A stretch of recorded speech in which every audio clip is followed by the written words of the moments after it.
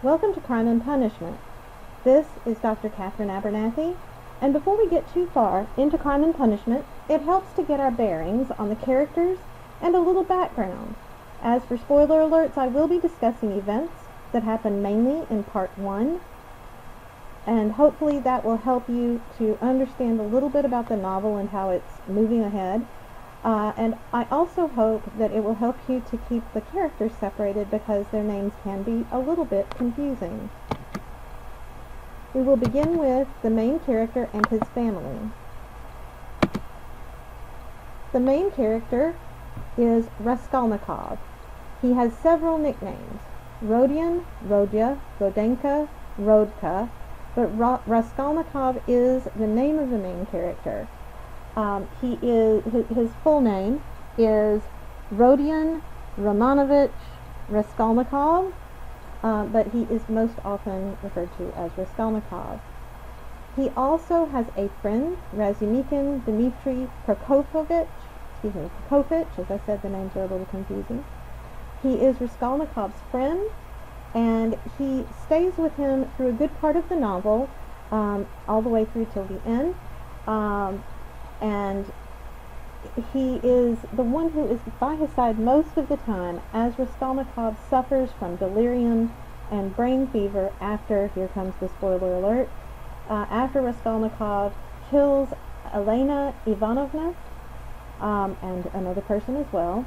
Elena is a pawnbroker or moneylender. In our translation, she will often be called the moneylender, but we would kind of know her as a pawnbroker by her activities. Next, we want to talk about Raskolnikov's mother. She doesn't actually show up in Part 1, but her name is Pulcheria Alexandrovna. He receives a letter from her in Part 1, but we don't actually meet her until a little bit later. His sister is Avdotia Romanovna, also known as Dunya or Dunyechka. She is most often thought of and referred to as Dunya. She has plans to marry, and you might think about how Raskolnikov feels about that and why. We will meet her, as well as her mother, a little while after Part 1. But her marriage plans are central to the letter that he gets in Part 1.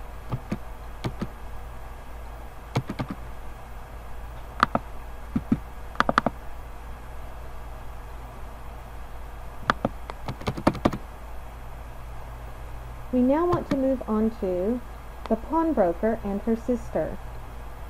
The pawnbroker or moneylender that I mentioned before is named Elena Ivanovna, but the name is almost never used. She's just referred to most often as the moneylender.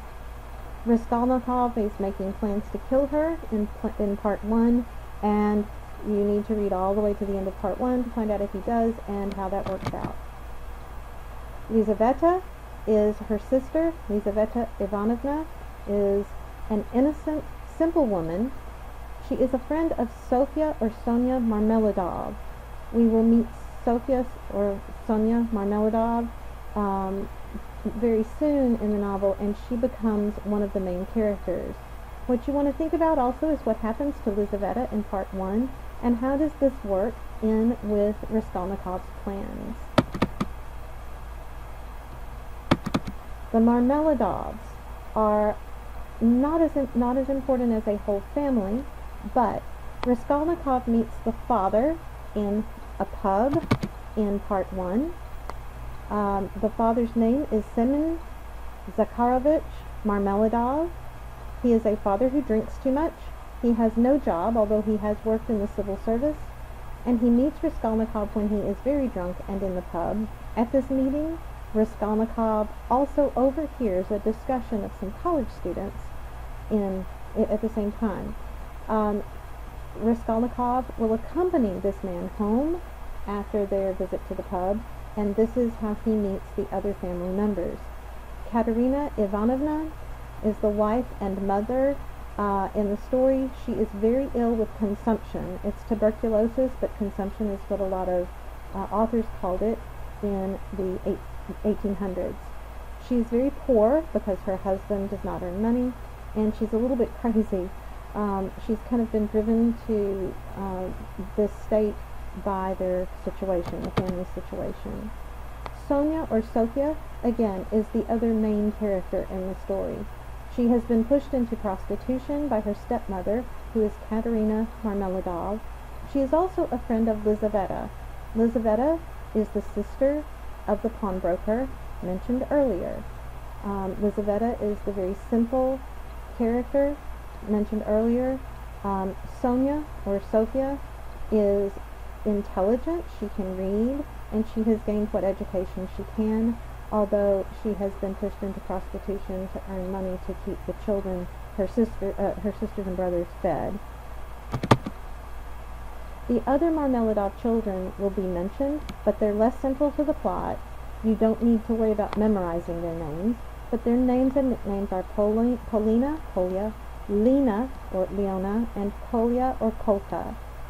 These children show up, but you don't have to worry about remembering their names.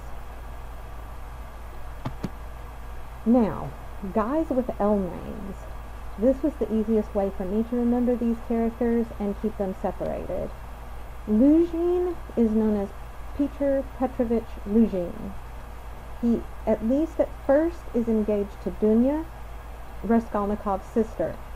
He thinks, Luzhin thinks he is doing Dunya a favor because she is poor, and he thinks he's raising her out of poverty, and he thinks that she will be obliged to him for her life.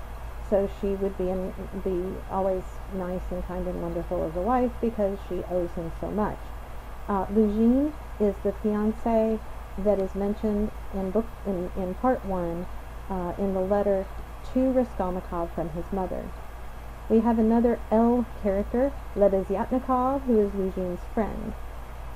His full name is Andrei Semyonovich, but he is most often known as Lebeziatnikov. And you might want to look at the bottom of page 466 in our Norton Critical Edition. The bottom of that page, at the top you've got a list of characters, but at the bottom of that page, the editors have given you a hint as to what the names mean. So, for instance, with Lebezit is to fawn on someone, cringe, be ingratiated, basically be kind of a fan boy or fan girl. You go around just being very supportive and saying yes and you're wonderful to your more important friend. So this is what Lebeziatnikov is kind of like. Luzhin is a little bit more central to the plot, though, than the other. So Luzhin, just mainly know Luzhin is Peter Petrovich Luzhin, and he's the one who, at least at the beginning, is engaged to Dunya.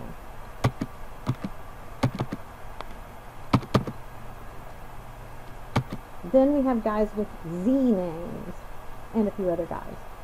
Zosimov is the doctor that is brought to Raskolnikov by his friend Razumikin. Razumikin, that is his friend, brings Zosimov to Raskolnikov's room when Raskolnikov is in brain fever or delirium after the murder. So Zosimov is the doctor, not to be confused with Zametov, who is the chief police clerk.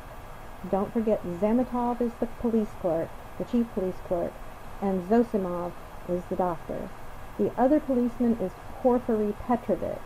He is not as high-ranking as Zametov. So you've got a doctor and two policemen. The doctor is Zosimov, and then you have these other two. We have two more characters that are very important. I refer to Zvidrigailov just as Zvid whenever I am reading because so many long names get confusing to me. But Zvidrigailov is Arkady Ivanovich Zvidrigailov. This was Dunya's employer who tried to have an affair with her. So, Zvidrigailov was a married man with some children. He had hired Dunya as something of a governess. While she was in the household, he tried to have an affair with her, but Dunya resisted, stayed away. She was totally innocent. Marfa Petrovna, though, Svid's wife, finds out kind of what's going on but doesn't understand, accuses Dunya, kicks her out of the house, later finds out the truth, and then Marfa goes around town telling everybody how innocent and wonderful Dunya is, so it's kind of a crazy mess. But again, Dunya is Raskolnikov's sister. She is innocent. Svid was guilty of trying to have an affair but did not succeed, and then Marfa Petrovna is driven to death by all of the insanity. Svid will show up late in the novel, but not in part one, except insofar as he is mentioned in the letter from Raskolnikov's mother. Amalia Lippewechsel is a German woman who is the landlady over the poor housing where Sonia's family lives. So when Raskolnikov takes Marmeladov home, when he meets him in the pub and they're drunk, he takes him home, sees the horrible situation.